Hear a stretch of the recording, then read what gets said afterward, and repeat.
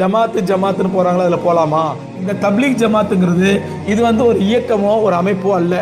தொழுவது எப்படி கடமையோ அந்த மாதிரி நன்மையை ஏவி தீமையை தடுக்க வேண்டியது ஒவ்வொரு முஸ்லீம்களையும் கடமை. அது முஸ்லீம் அல்லாதவங்களும் செய்யணும், முஸ்லீம்களுக்கு செய்யணும். அவங்க முஸ்லீம்களுக்கு செய்யறதுக்காண்டி அவங்க ஒரு தர்த்தீப் வச்சிருக்காங்க. என்ன தர்த்தீப்? நீ ஒரு மாசத்துல 3 நாள் வாங்க, நீங்களும் மார்க்கத்தை கத்துக்கலாம், நீங்களும் குரானை கத்துக்கலாம், ஹதீஸை கற்றுக்கலாம், சுன்னத்தான விஷயங்களை கற்றுக்கலாம், எப்படி தொழுகிற முறையை கற்றுக்கலாம், குளிப்புடைய கடமை கற்றுக்கலாம். அதே நேரத்தில் அந்த மொஹல்லாவில் உள்ள மக்களை நம்ம என்ன பண்ணலாம், தொழுகைக்கு அழைக்கலாம் அப்படின்னு கூப்பிடுறாங்க.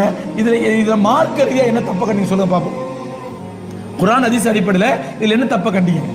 தப்லீக் ஜமாத் சொல்றது சல்தா பிர்தா மதரசா, நடமாடும் மதரசா, அவ்வளோதான். நீங்கள் போனால் நிறைய விஷயங்களை கற்றுக்கலாம், குரானை கற்றுக்கலாம், ஹதீஸை கற்றுக்கலாம், குரானுடைய ஃபதாயில் என்ன, சிறப்பு என்ன, அதை கற்றுக்கலாம். அதே மாதிரி டெய்லி ஹதீஸ் வாசிப்பாங்க, டெய்லி 2 மணி நேரம் 3 மணி நேரம் ஹதீஸ் தான் வந்து வாசிப்பாங்க. இதெல்லாம் எப்படி தப்புன்னு சொல்ல முடியும்? ரசூலுல்லாஹ் ஹதீஸை வாசிக்கிறது கேட்கறதையும் ஒரு விமர்சனம் வைப்பாங்க. இல்லை, அந்த அமல்களின் சிறப்புங்கிற கிதாபில் நிறைய புருடாக்கள் இருக்குது, இருந்துட்டு போட்டோம், நீங்கள் அதை வாசிக்காதீங்க. உங்களை யாசிக்க வற்புறுத்தல அமல்களின் சிறப்பு வாசிக்கிறது ஃபர்து, ஜமாத்தில் போனால் தப்லீக்கில் போனால் அதை வாசிச்சாதான் ஜமாத்தில் இருக்கணும், இல்லைன்னா இருக்கக்கூடாது அப்படின்னு யாராவது சொன்னாங்களா உங்கள்கிட்ட?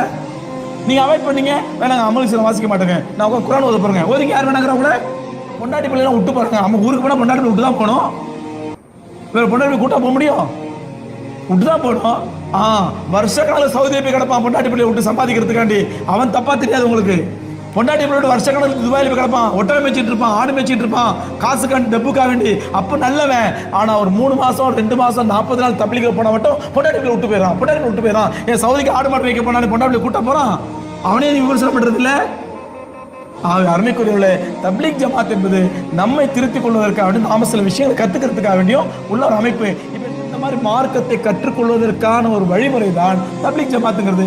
ஒரு 3 நாள் போயிட்டு வாங்க ஜமாத்துல, காசு பேர்ல அடிக்கடி சண்டை வராத ஒரே ஜமாத் அது மட்டும்தாங்க. உன் காசை எடுத்துக்கிட்டு போ, நீ செலவு பண்ணு, மிச்சம் தான் காசை வாங்கிட்டு வந்துட்டே முடிஞ்சு போச்சு. அப்போ உன்னை சொந்த நேரத்தை எடுத்துக்கிட்டு உன் சொந்த காசை எடுத்துட்டு போறது, அல்லாஹ்வுடைய தீனுக்கு ஆடி போறது எப்படிங்க தப்பா இருக்க முடியும்?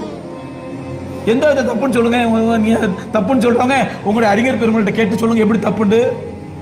இல்லாத போல அவதூறு சொல்லுவாங்க. தப்லீக் ஜமாத்துல சூஃபீஸ் சொல்லி தராங்க. எந்த தப்லீக் ஜமாத்துல சூஃபீஸ் சொல்லி சொல்லுங்க பார்ப்போம். யாராவது ஜமாத்துல போனாரு என்ன சூஃபீஸ் சொன்னாங்க அப்படி யாராவது சொல்லுங்க பார்ப்போம். அல்ல வழிகட்ட கொள்கை சொன்னாங்க சொல்லுங்க பார்ப்போம். தப்லீக் காரங்க இப்படி பண்றாங்க அப்படி பண்றாங்கன்னா தப்லீக் காரங்கிட்ட 1000 குறைகள் இருக்கு. மனிதர்கள் யார்கிட்ட தான் குறை இல்லை? யார்கிட்ட குறை இல்லை? சுன்ன ஜமாத்துல குறை இல்லையா? தௌஹீத் ஜமாத்துல குறை இல்லையா? சாக்கிட்ட குறை இல்லையா? யார்கிட்ட குறை இல்லை? எல்லா மனிதர்களுக்கும் குறை உள்ளவங்க தான். அவங்க குறை உங்களுக்கு தெரிஞ்சா அவங்களையும் திருத்துங்க. போய் யார் வேணாங்கிறாங்க? அதனால சகோதரர்களே, விமர்சனம் பண்ணிக்கிட்டே இருப்போம். அதனால தப்லீக் ஜமாத் என்பது நீங்க ஒரு 3 நாள் போறதோ, ஒரு 10 நாள் போறதோ, 40 நாள் போறதோ தவறு கிடையாது.